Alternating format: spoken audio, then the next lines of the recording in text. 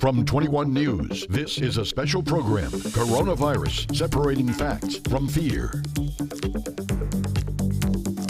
The Mahoning Valley, as we know it, has changed, at least for the foreseeable future. It's not uncommon to see empty store shelves, triage tents at local hospitals, daily briefings from our governor informing us of what's next. Classrooms are quiet, and mall parking lots are void of any activity. Our governor and top health officials say it's all for the best, putting most of us in our homes to avoid person-to-person contact. The hope is to contain a virus that the general public knows very little about. But not knowing doesn't mean we need to live in fear. We just have to live smart, be informed. And that's the focus of tonight's program, trying to separate the facts from the fear. Good evening, and thank you for joining us. Before we get to the discussion, let's take a quick look at some of the key developments surrounding the coronavirus today. There are currently 119 coronavirus cases in Ohio, with 7 in the Valley, 5 cases in Mahoning County, 2 in Trumbull County. Governor DeWine is calling out the National Guard to help the Valley's Second Harvest Food Bank. And 5 Wethersfield firefighters are quarantined after responding to a call that involved a man who had flu-like symptoms and has since passed away. Let's get to the conversation now. Joining me right here is Dr. John Vinglarczyk, an infectious disease specialist in the Valley, and Dr. James Kravick, Mercy's Chief Clinical Officer of the Youngstown Market. There's a lot to cover, doctors, so we're going to get to as much as we possibly can, but I want to start with some of the basics. I want to start with you, Dr. Vinglarczyk. We know this disease spreads person to person, but what about on surfaces?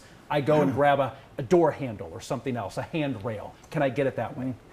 Only if there's been a contamination of that surface. This virus is enveloped in the membranes of human tissues, and as a consequence, it's very susceptible to drying. So when it's left on an inanimate surface without any moisture around, it rapidly degrades. How quickly that happens remains to be seen yet, but it happens very quickly.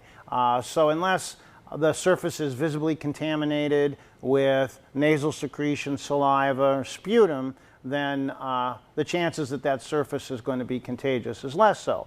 The consequence, though, the precautions that we're taking for that reason are hand washing, 20 seconds, wash well every time, and the other one is keeping your hands below your shoulders. The best way to inoculate this virus, if you get it on your hand, and I'm not going to do it, is to rub your eye. The nasolacrimal duct here drops right in the back of the nasopharynx in the nose. That's where this virus wants to get. That's where it wants to be and reproduce. So when it gets there, then it can go to town and start to reproduce, and the sites where it reproduces in the back of the nose. So as a consequence, although that's a possibility, we know that this is spread by large particle droplets, which are particle droplets that are spread by coughing and sneezing and spread 3 to 6 feet. Different surfaces, though, can it live longer on different surfaces? No. I mean, I don't think there's we don't have any data on this. There's really nothing out there. There was a study that came out today in the New England Journal of Medicine, which looked at surfaces. The problem with that is they put it in a mist aerosolizer with normal saline, had particle size that was regulated, put them on smooth, clean surfaces, and there's some data with that. I just don't know how much we can extrapolate that data to the real-world situation. Dr. Kravick, we mentioned the triage tents. Those are set up. What is their main purpose? So really, right now, there's the yellow tent you saw on the opening at St. Elizabeth Youngstown Hospital. And really, the point of that in the beginning was part of our preparedness plan. So we have disaster plans at Mercy Health, and all the hospitals do, plans for things that happen. Earthquakes, tornadoes, like we saw in Nashville not that long ago. So we had our plan for a lot of people coming in the ER all at one time, and so that was involving a tent. So back in January, when coronavirus first was talked about, and we learned about it in Wuhan City, China, we started talking about, well, how can we plan for a lot of patients? And a lot of that was having the tent up so that when more patients come in, we can say, well, okay, so you're here for, broken arm, you come here, but for respiratory symptoms, you go over here. And in the beginning, it was truly just as preparation, but now as we've gotten more respiratory complaints come in, it's a good place to help keep patients separately. Will we see more up? Do we need more up? Yeah, we may. I mean, we don't currently have any at St. Elizabeth Boardman Hospital or St. Joseph Warren Hospital, but there's a chance that we would put tents up because as more patients present to the ER, it's a nice way to keep like symptoms together. Who should be going to those pop-up flu clinics that Mercy Health has? So really, that's a great question. So Mercy Health has started several pop-up flu clinics with more to come. And the point of this is twofold. One is keeping like patients together, those with respiratory complaints. So the flu clinics the name's flu clinic, it's not a coronavirus clinic. We call it a flu clinic because what we're seeing is truly a lot of normal viruses, a lot of flus, and obviously some coronaviruses as well. So those are the type of patients you should go. Anything really from the chest up to the sinus areas is for the flu clinic. It keeps those patients together rather than getting them out into the many offices we have. So that's really the main purpose. And what's the protocol for people going? When should they go to one of those flu clinics? If you're healthy and you're just interested in to know how you're doing, don't go. If you have mild symptoms, don't go. If you have moderate symptoms, a cough, some shortness of breath, some trouble breathing, fever, call your primary care doctor. First source is always a primary care doctor, and then you can head, and there's also the phone number of the flu clinic where you can go and be seen. Dr. Wiglarczyk, how concerning is it that 5 of our first responders are now quarantined after just one emergency call? Is there anything that they could have done to help minimize their risk there? The reality of this is that our first responders, police and firemen, have always been the people that have run in the opposite direction when everybody else was running away from a disaster. There are going to be situations in this period of time to where it's going to be absolutely important that we take care of individuals and make sure that they're safe. And that's what happens. There's situations where there's emergencies where they're getting the relevant information. Have you had a fever? Do you have a cough? Are you short of breath? Have you just come from China? You just don't have the opportunities, and people are going to respond to that. I think the point with this one is that, we have measures in place. Those people can get checked rapidly. They can be put in isolation, not affect anybody else, and can be managed in an anticipatory fashion so that if symptoms develop, that they can be taken care of very quickly. I don't see any solution to this happening here and across the country. We're going to see first responders put in harm's way. And, a corollary to this one is the physician population.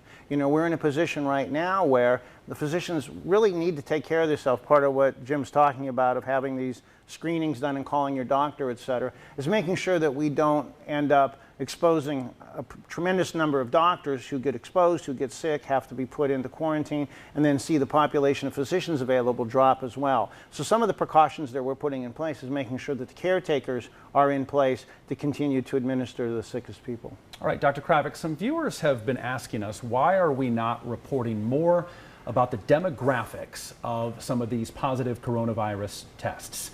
The age, who they are, where they're from, those types of things. We know HIPAA has a lot to do with that, obviously, but could an exception be made so that people know who these people are, so they know if maybe they had contact with them or not? Yes, so that's a great question. So those that did have contact with those positive patients know they had contact, meaning this is all run through the local health department and its epidemiology department. So there is sourcing that happens for every positive case, and if you need to, if you were involved, because you were contacted by the local board of health. So basically, if you were not contacted, you weren't in contact with a positive case for the most part. For the most part, right. Part of the other thing that goes along with this, and I'm sure Jim would agree, is that what it does is if you're not careful, you give people a false sense of security. And right now, everybody has to cover their cough. Everybody has to wash their hands. Everybody's got to keep their hands out of their eyes. Everybody that's sick needs to stay at home. That's just across the board. Whether you've been exposed to somebody or not, that's what social distancing is all about. We're all going to participate in those measures regardless of what the circumstances are. And we're going to do that for 2 to 3 weeks, as long as we're told to sit down there and interrupt the transmission cycle of this virus. That's what we're trying to do. And really, those 5 that we know, there's many more out there. That's not to spread fear, but there are more out there that either are in different stages of testing or are staying home appropriately. And people have interacted with this, and that's why we can't shake hands, we can't go out, and that's why we have to do these things. What are you seeing locally? So we are seeing more respiratory complaints in the emergency departments, in the primary care offices, lots of patients showing up to the flu clinics to be seen. We're seeing a lot of that, and we're also seeing a lot of people stay home. and they're calling their doctor, and that's exactly what we want them to do. I was going to say that is the right thing to do. The correct? right thing to do is Yeah. if you have mild or no symptoms, stay home. Stay home, stay home. That's the most important thing. Yeah. Do you think we're going to see this again? What we've read is, this is a coronavirus, and different coronaviruses have mutated over the years. The SARS in 2002, 3, the MERS in 2012. Those were a one season and done, and the normal common cold coronavirus comes back every year. So we don't know, but it certainly might come back in the fall, or it might never come back again.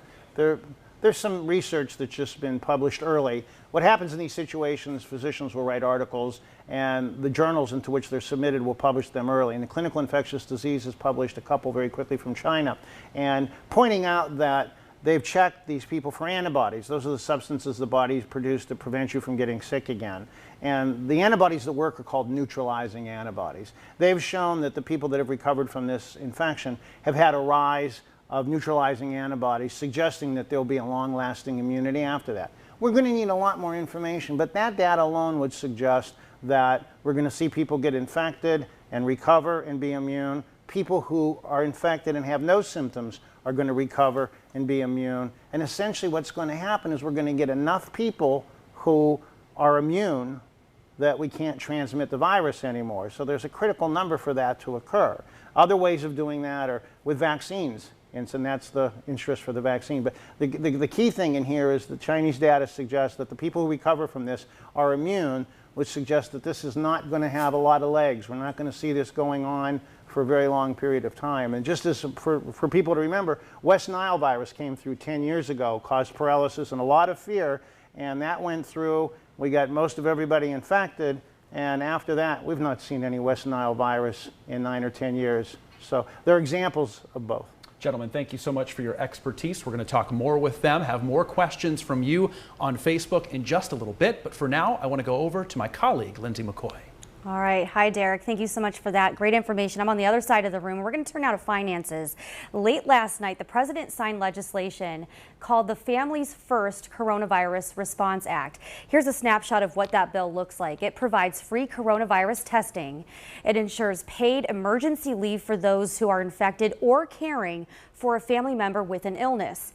It provides additional Medicaid funding, food assistance, and unemployment benefits. So joining me is attorney Ira Merkin from Green Haynes Spangati, who specializes in labor and employment law. Thank you for bringing your expertise to us this evening. My pleasure. What does this look like in terms of the average folks? Who applies, and does it look a little bit more like the regular unemployment benefits that we have seen? Okay, well, first of all, the act itself is a game changer where we are right now today, as opposed to when it goes into effect in April. There is no requirement for paid leave, except for public. There are certain public employers who have that, but private sector, there's no requirement for paid sick leave. There is only one law that requires time off, job protection when you're off work sick, but not pay. But there are several factors that will enter into whether or not you're eligible. One is whether or not, if you are on a government-ordered quarantine or isolation, if you are on a medically recommended quarantine, if you are symptomatic and seeking a diagnosis, if you're caring for a family member, if you're caring for an individual who's under quarantine, if your child is home because schools are closed or their caregiver is unavailable due to the virus, you will qualify for either sick leave and or the new emergency leave. These are paid leaves. All right, and I would imagine a lot of folks are hoping at home that this is a sped up process. What does the application process look like? Well, for those leaves, it's up to the employer to have its application process. If you're talking about unemployment compensation, which is, there have been massive changes to unemployment entitlements because you can get it now without having to look for another job. And if you're too ill to work, as long as you're home caring for a family member who's ill with the virus. But the application process is the normal unemployment application process. You can apply by phone or online. Okay. Do you, in your opinion, believe that this is going far enough to help people who are already worried about their status of their health, the status of their job, and their paycheck? Personally, I favored the House bill. The bill that was passed last weekend expanded opportunities for paid FMLA leave. That's the 12-week leave. Everybody's going to get the 2 weeks of leave, sick leave, if they meet those criteria that I mentioned earlier. But for paid family leave, that extends beyond those first 2 weeks, it's only to care for a child who's home because schools are closed, or their caregiver or their child caregiver is out of commission because of the virus. Prior to the changes made in the Senate, there were far more opportunities for that paid leave that are now gone. A lot of hourly workers are losing money already. You know, they're seeing it whether they're tipped workers, whether they're hourly workers in our local restaurants that are now forced to close and only doing carry out.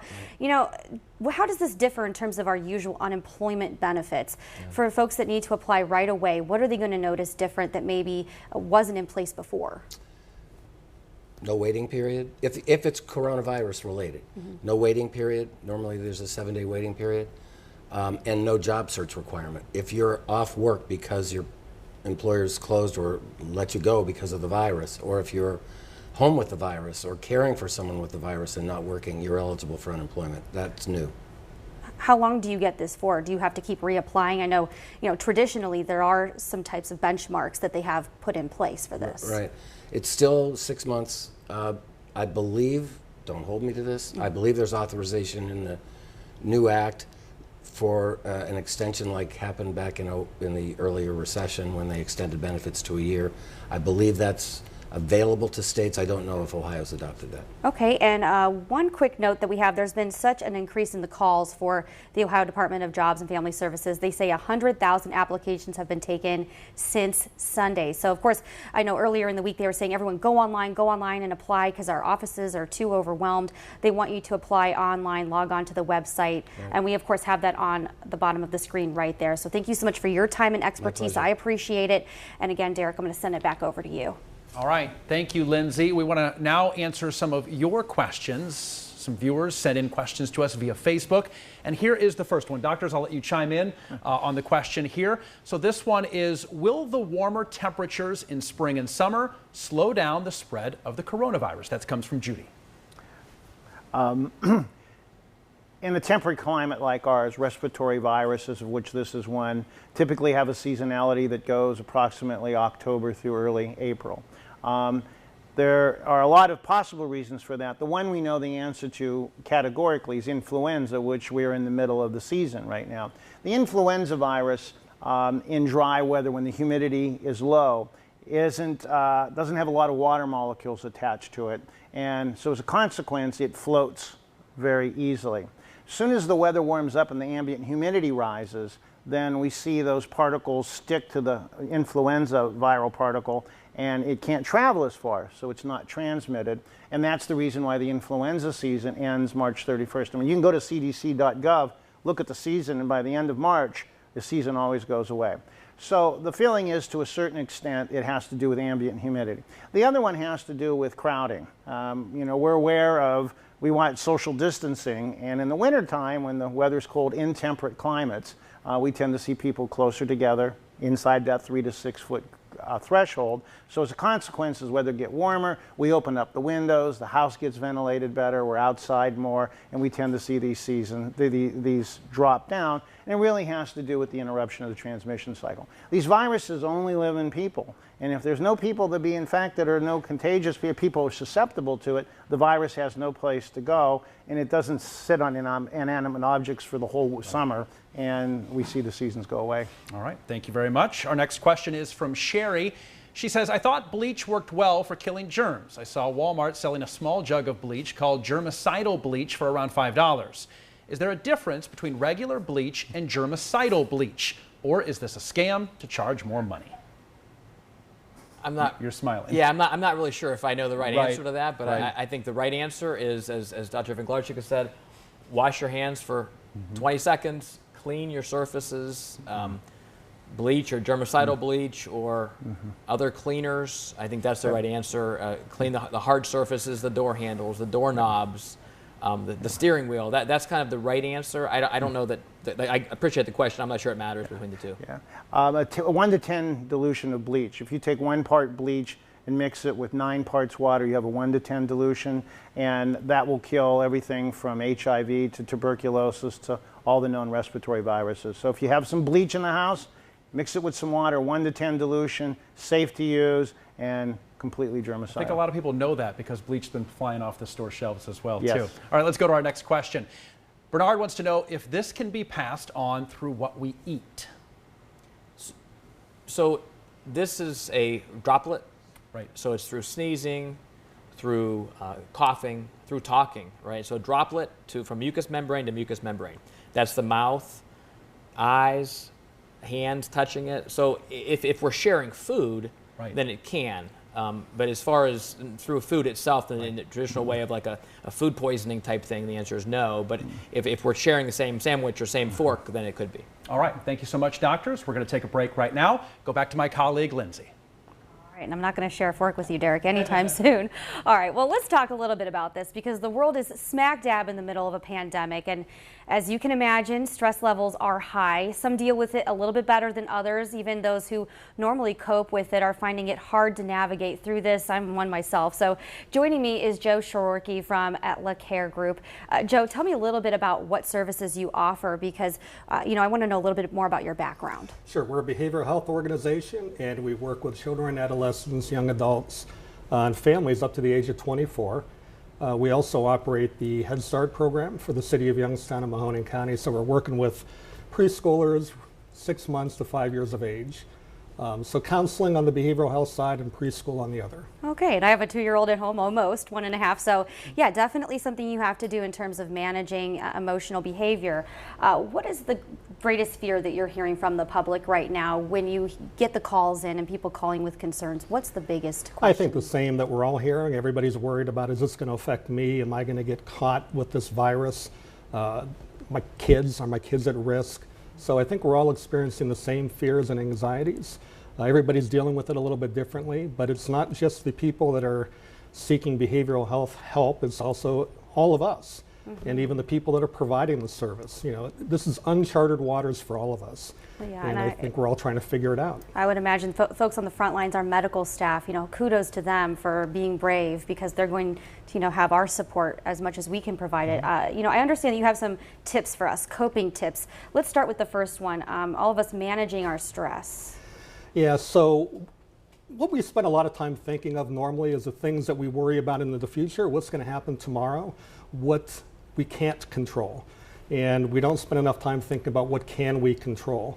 So one of the things we ask ourselves and everybody else to focus on is, what are the things that we have within our grasp to take control of? One, we can wash our hands. We can ask other people to wash their hands. We can distance ourselves from others and exclude ourselves from large gatherings. So we need to focus on what are the things that we can do as opposed to what we can't control. Okay, yeah, control what you can, manage what you can't. That's exactly the saying at our house.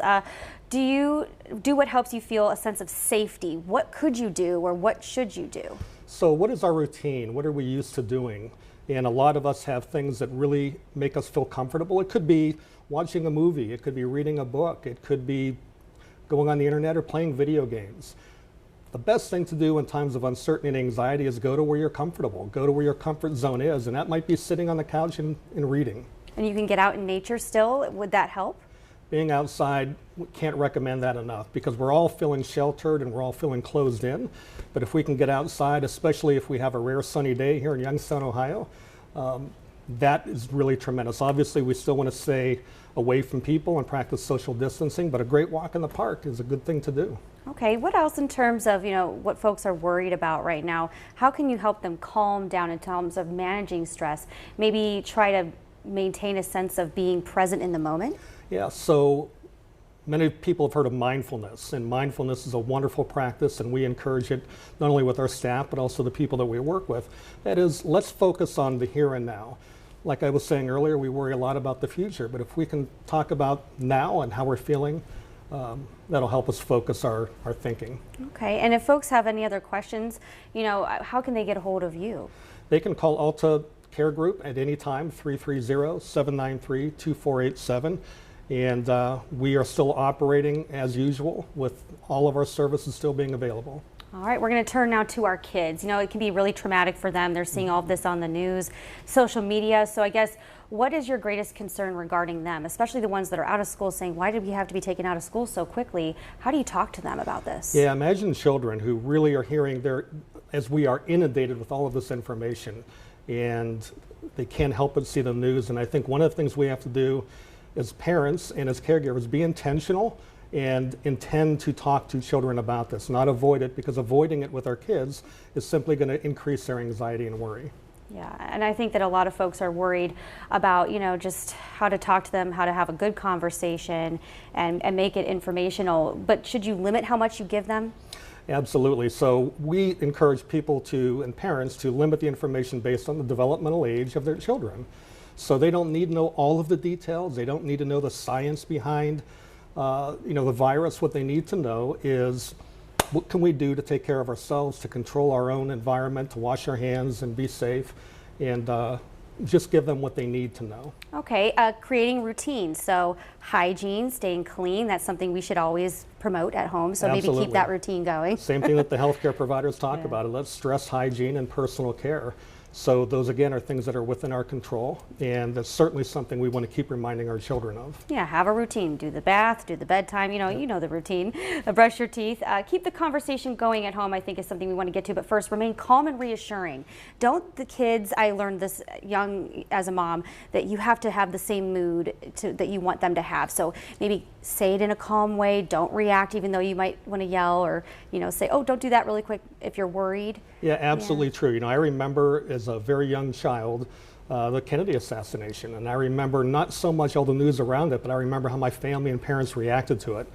Our kids 20 years from now are going to remember less about the virus than they are about how our family reacted to it. So remaining calm, talking to them in a relaxed atmosphere, giving them facts and not worry is the best thing that they can do. Yeah, parents, we're always learning, It's not like learning stops right after school. But again, you mentioned keep the conversation going. Don't just cut it off and say, we're not talking about it anymore. Yep, this is not a one-time conversation, and if we look at the news, it's pervasive. So kids are going to continue to have questions. We should answer them when they have them.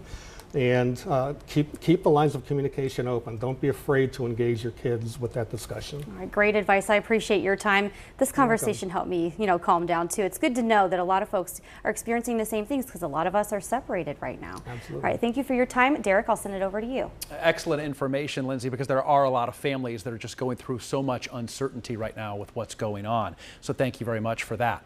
Coming up in the next half hour, Dr. Kravik will be back along with Congressman Tim Ryan to continue the discussion on the readiness of the Mahoning Valley to combat this disease.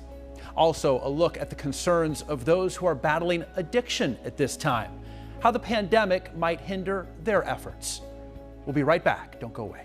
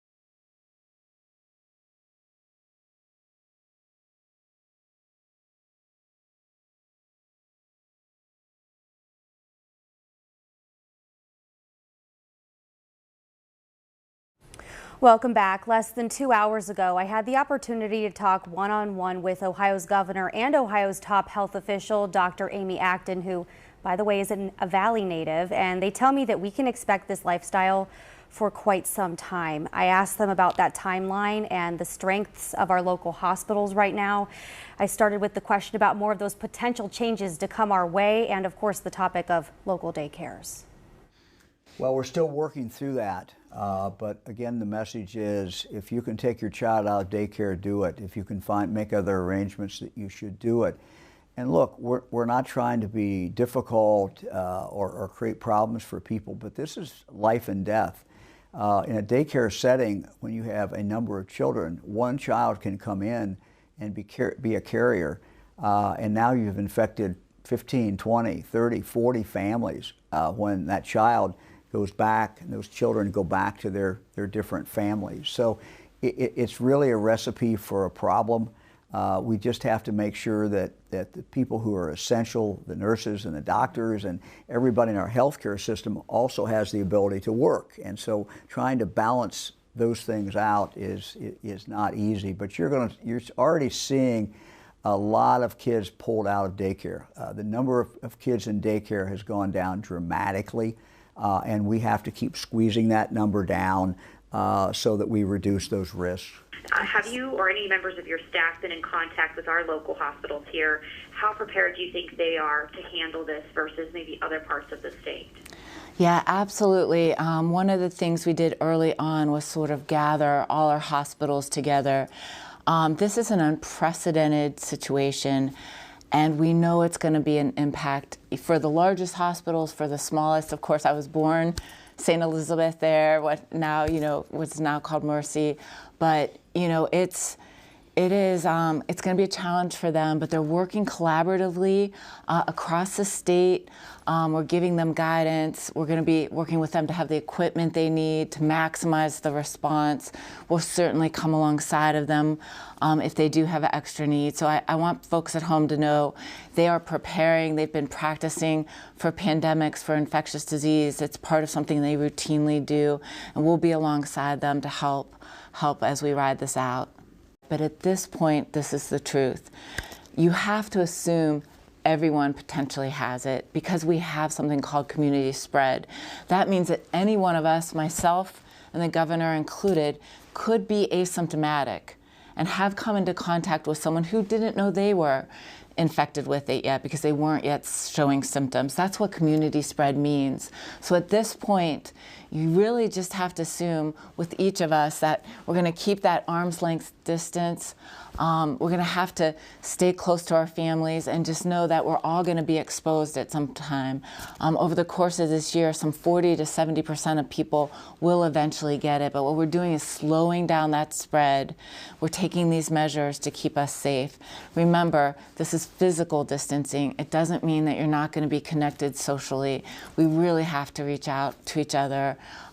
We really have to stay together at a time like this. And we'll stay there with you.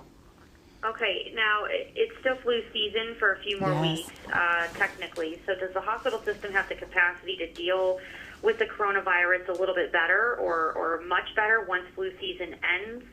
Certainly that will expand our capability. We know that most hospitals are at about approximately 70% capacity. It's the hardest months when you have flu season, and we've had a particularly bad flu season. Also for our children's hospitals, RSV, which is a virus kids get. And so, I think as the weather warms, as we all get out, remember you can get out into nature just apart from each other. It does make it a little easier to get fresh air and not be exposing. Well, I don't think anybody knows. I'll let Dr. Acton answer that. But I think it's, people need to get their head into, we're going to be in this for a while. We're going to get through it. Life will get better. It'll get back to normal. Spring will come again. Spring actually is starting tonight, as you know. But we got to go through this dark winter, and then things will get better. But no one should think that this is going to happen in a week or two. I got a question last night. Somebody said, well, can you, when are you going to remove the restrictions on restaurants? Well, look, we just can't be having people come together. And so it's going to be a while. And you can listen to my entire interview with Governor Mike DeWine and Dr. Amy Acton on a 21 News podcast, and we have that over on WFMJ.com. Derek? Thanks, Lindsay. Joining our conversation now is Valley Congressman Tim Ryan and, of course, Dr. James Kravic, still with us. He's Mercy's Chief Clinical Officer of the Youngstown Market. Congressman Ryan, I want to start with you. We talked to Attorney Merkin earlier in the program about the act signed into law by President Trump to help relieve the financial burden of those people that are out of jobs because of this. Do you feel that went far enough to provide the relief? No, we got a long way to go. That was the first step. And part of it's economics, but it's also part public health, because if you're sick, as the governor was just saying and Dr. Acton was just saying, you can't go to work because this is going to continue to spread this. So 14 days of paid family leave for anybody in the country, fully reimbursed by the federal government. 10 days family leave, fully reimbursed by the federal government. Attorney Merkin would have liked to have seen full paid FMLA. Well, that's what was in the House bill, right? That's ultimately what we need, right. And we're going to keep taking steps. You look at small businesses, restaurants. I mean, to me, this is about, from the economic side, cash to workers, a lot more than what the president's talking about. Now we need $4,000, $5,000, $6,000 a month. People have to pay their mortgage. They have to pay their car payment. The economy's going to shut down, and then cash to small businesses too. You look at these restaurants. If we don't help them, they're going to disappear. You mentioned that. So now that's what legislators are planning to focus on, correct? Yeah. Is this cash stimulus? That's going to be a big part of it. We had a 2-hour call today with the Democratic caucus, Speaker Pelosi, and there was all of us were on there, over 200, almost 250 of us. And it was a 2-hour call about what do we do with transportation and infrastructure? What do we do with the airlines? What do we do with those businesses in the middle, like a Panera Bread? And then what do we do with the Vernons, the Leos, the V2s, the Irish bars? Those people need help too. And to me, it's like we keep talking about loans. These people don't want loans. They need money. They need money now if we're going to get through this thing. When do you think Americans could see that money? Well, the one we just talked about with the paid family leave and the paid sick days, that's just starting to come online now. The president literally just signed that into law. So we've got to regroup, probably go back to D.C., depending on our own situation there. Complete violation of CDC guidelines, having 435 people in a closed space. So we've got to figure out how to vote. I mean, this is really going to challenge every aspect of our lives. I think Governor DeWine has been doing an absolutely phenomenal job, and I've probably been on the phone with him or texted him every day in the last 10 or 12 days. So this is not a partisan thing. We've got to come together, figure this out. But that hopefully in the next week or two, but it's got to be big. Like this is not, I'm not here to, like I said earlier, I'm not here to scare anybody out of their mind. I'm here to scare them into their mind, because we've all got to do what we have to do to bend that curve, to keep our health facilities able to absorb the impact. And then we're going to need to go big on the economic side, because this is going to have a ripple effect unlike anybody in our generation has ever seen. Dr. Kravic, we heard Dr. Acton talk about the communication between her office and local hospitals. How much communication would you say you have with her office? So I'm on calls with Dr. Acton's office and she herself. Yeah. I've talked to Dr. Acton, her chief of staff, several times. We have calls with her office at least 3 or 4 times a week. Update calls on weekends. We had one on Sunday evening, where they give us information. And that really is the most important thing, is the communication. The Ohio Department of Health has been wonderful in communicating with us, working with Mahoning County, Trumbull County, Youngstown City, their health commissioners. Wonderful communication, and they're really supportive of the work that we're doing, taking care of the patients, and really asking a question of Dr. Acton, who's one of the busiest people in the state right now. Very responsive, and we appreciate that. How often would you say you practice for a pandemic like this? So it's interesting. We actually had a drill early January for a pandemic of flu. So not quite flu, but pretty darn close. So that was in January. And January 23rd, we had multiple counties and health systems came together and practiced. So we do this a couple times a year. Now this is the first time we've seen it for many years in action. We were ready for Ebola a few years ago. We had a lot of drills. We had a lot of teamwork. This is the first time we've seen it really where we've had to go in and really make a lot of changes that we're doing already. Congressman Ryan, we've been talking about Northside Hospital a little bit the last couple of days, possibly being used to help give some relief to the healthcare system. That's easier said than done, though, right? Well, nothing's as easy as it seems. Like get the keys and go open it up. But you know, I've been working with Senator Lepore Hagan, Mayor Tito Brown. We had a meeting today with Ed Moransky, Southwood Surgery Center, and Doc and Mercy. I've been in contact with the governor's office. We are trying to speed this process up. We think that would be a tremendous facility to deal with the overflow that we may get, and so hopefully we'll get word from them. I just texted them earlier about that, but that is a facility that has over 300. There's actually beds in there. The emergency department is about ready. Now we would need some more equipment and some staffing because there's nobody there. So we would need that, but we want to try to use everything we can here. We're having conversations about, you know, how do we 3D print masks? How do we, you know, deal with some of these, what they're called the personal protective equipment that we're lacking? How do we energize the entire country to help use every resource we had, World War II style, and that includes something like Northside. Who would be in charge of it? Who would run it? Northside? Yeah. Well, we're going to have to figure that out. Hopefully that'll be a high-class problem if we can get it open, but we do have some people that would be interested in helping run it. Dr. Kravik, talk a little bit about the recovery from coronavirus for the people that have tested positive and even those hospitalized. When can they leave the hospital? So the good news is, you know, most people will never come to the hospital, but those that are in the hospital, most of those people will be discharged home. That's the good thing. That's the good news. We don't talk about that a lot in the media and the news. We see that there's so many deaths across the country, across the world, and that is true, but most people will recover. So when someone's ready to be discharged from the hospital, we send them home.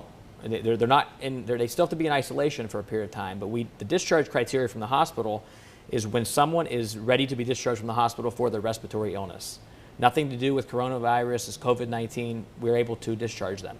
We send them home into isolation, and there's a couple criteria. Either they're fever-free for 72 hours, so 3 days, without medicine, without the Motrin or the Tylenol. So fever-free for 72 hours, or 2 negative swabs, which we don't have a lot of availability of testing, but if we do, they're good to be out of isolation. But really, the discharge criteria from the hospital is they just have to be cleared up medically, and that's an important piece. A lot of folks have been worried about testing.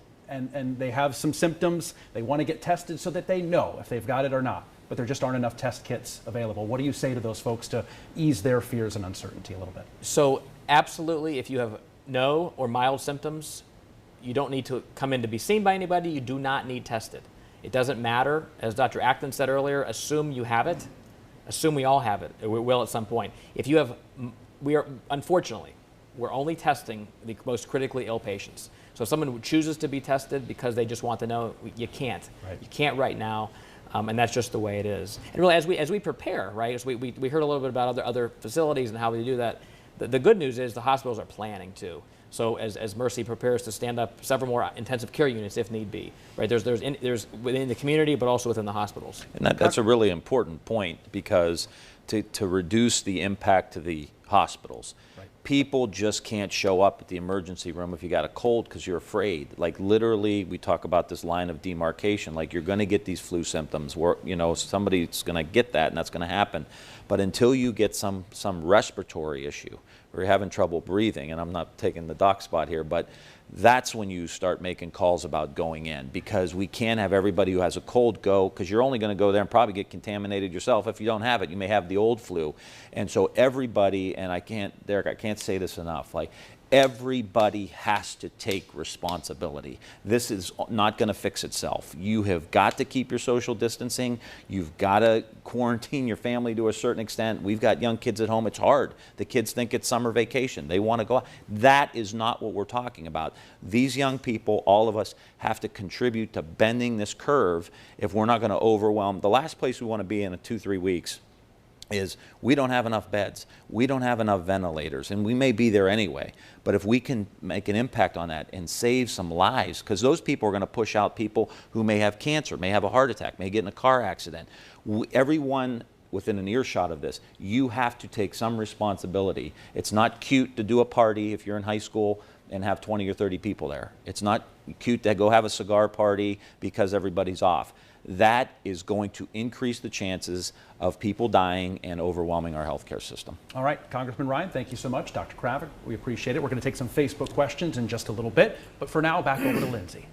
All right, thank you, Derek. Falling under the non-essential services that are shut down are the support agencies and services for those who are battling addiction. So joining me to talk more about this is Dr. Joseph Soterik, with the medical director at the Neil Kennedy Recovery Center. You know, doctor, I can't imagine what this is like for folks who won't be able to get your services right now that are battling addiction. What are they facing?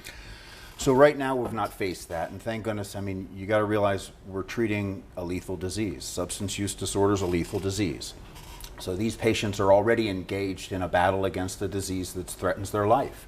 And in the population we treat, their life is threatened more by their disease process than it is the potential coronavirus.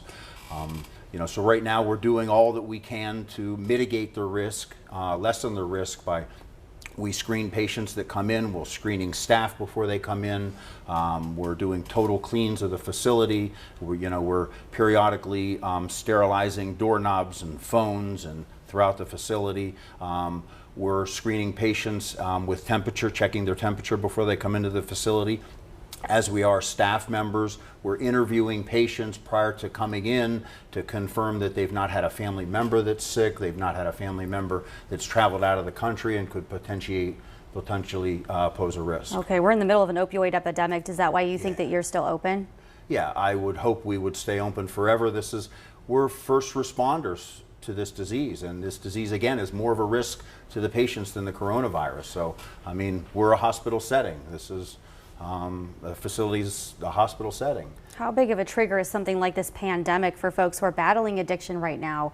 Wouldn't this be something that would escalate their stress levels and make them, you know, have thoughts about fear and going back to what they depended on? These patients live in fear, and our patients, you know, are fearful like everybody else.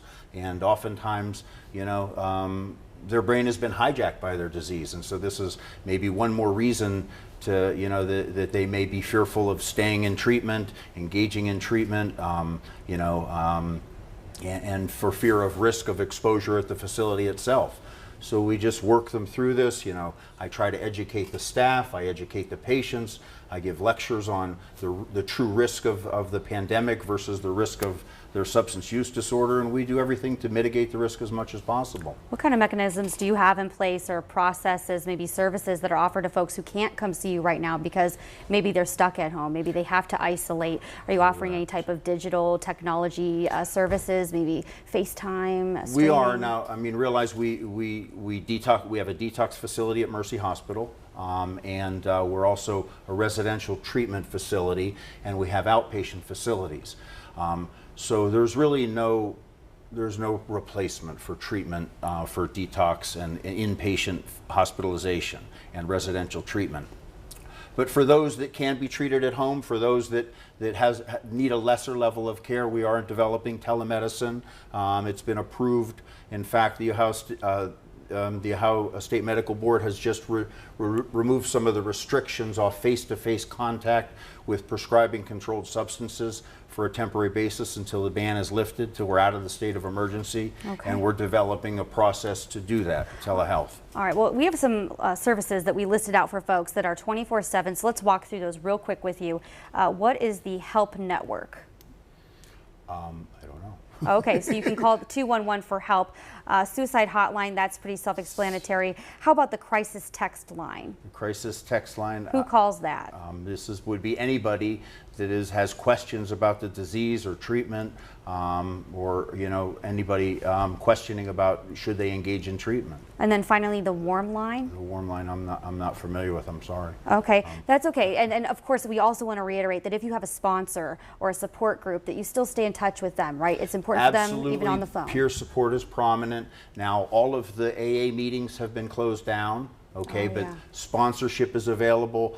You can call your sponsor. You can call Neil Kennedy. Neil Kennedy's number 330-744-1181. We could put you in touch with recovery coaches, counselors, therapists. You can talk to me if you need be, and get you the help you need. Well, thank you so much. We've reported heavily on that epidemic, and a lot of folks are struggling with addictions. So I appreciate your time, Doctor. Thank you for coming in this evening. Derek, I'll send it over to you. All right, thank you, Lindsay. Before we get to some more Facebook questions, Congressman Ryan, I want to ask you about the National Guard. We're hearing now that it's beginning to come into the Valley to initially assist with the food bank. But what else could the Guard do here and assist in this pandemic here Well, locally? they can do anything that the military does. So they could run medical facilities, they can do the food piece, they could, basically, if at some point we don't want anyone leaving the house, they could enforce that.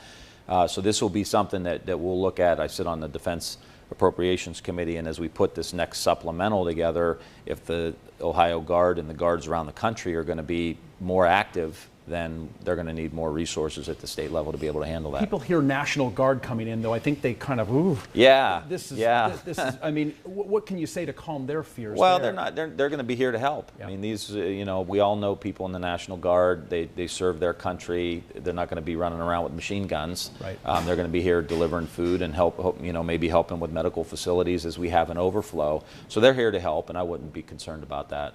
Dr. Kravik, one thing that we've reported on this week is the postponement of elective procedures at hospitals.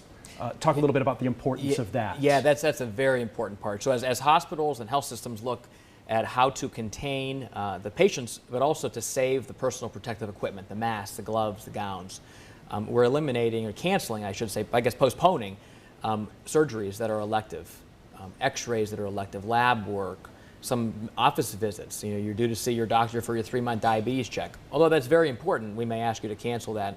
We also may change it to through video visits, e-visits, a video visit. So that's the changes we're seeing. You'll see more. You'll see more.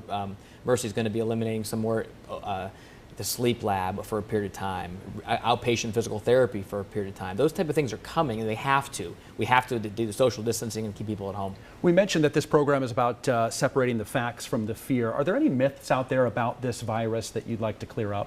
I think the majority of people that do contract this may not know they have it, or may have a mild cold, and that also the majority will be fine. We'll go about our life in a few months. I don't know when, but we're still learning that, but they will be okay in a period of time. All right, let's go to some more Facebook questions. All the restaurants serving takeout meals, how safe are they? I'm thinking they could transmit the virus. We know that the health department still continue to monitor restaurants, and so we trust that they're prepared in the right way. The point of the social distancing is as we all gather more than 10 people in an area with the droplets. So again, just knowing in that there's a lower risk in the sense that we're not all together. So it's not necessarily a food-to-food transmission. Earlier today, Pennsylvania shut down all non-essential businesses. Another question coming in is, should Ohio be on the lockdown to help slow or stop this virus? We know that Governor DeWine has been upfront about putting in some really bold measures to try to stop this spread. Should he shut down the entire state? I think we have to move in that direction. I mean, my family, we're very active. We're out and about all the time. The kids are out and about. We all hate this. But when you look at it, the more you reduce interactions, the better chance you have of having a more positive or lessen the negative impact over time. And I just think we have to move in that direction. I told the governor I will completely support you as you move down this road when he did the bar and restaurant thing. I said, I got you. This is not going to be a partisan thing. Let's make sure we work together. So I think we need to continue to move down that road. All right, Mike has a question on Facebook. He wants to know how many beds are allocated at each hospital. What kind of longevity does this virus have? And are the cases going up because we're testing for it now? So I'll take the last part first. Yep. We are testing for it, so of course now we're seeing it. In the beginning, we didn't have any tests, but that said, we don't have a ton of tests out there. So if we had tests for everyone, we would see a whole lot more than the few cases that we have. The hospitals are ready. The bed situation is very fluid. We're absolutely on top of this. We have this. We are able to open up more intensive care units with physicians and nurses and staff. We're preparing for that if that were to happen. What do you think is the average longevity if we have it? For individual patients, we're seeing it very similar to other viruses. It's from a couple days to a week to a little bit longer. It seems, and some patients are very critically ill and they're sick for longer. Some people die from this as well, and some people don't even know they have it. Right. All right. We want to go to another question real quick. Is Governor DeWine trying to make this a police state? It seems like we're almost under martial law. I don't think so at all. I think that that's the wrong way of looking at this. I mean, he's made every decision across the way based on the science, based on the evidence, based on the recommendations from public health people.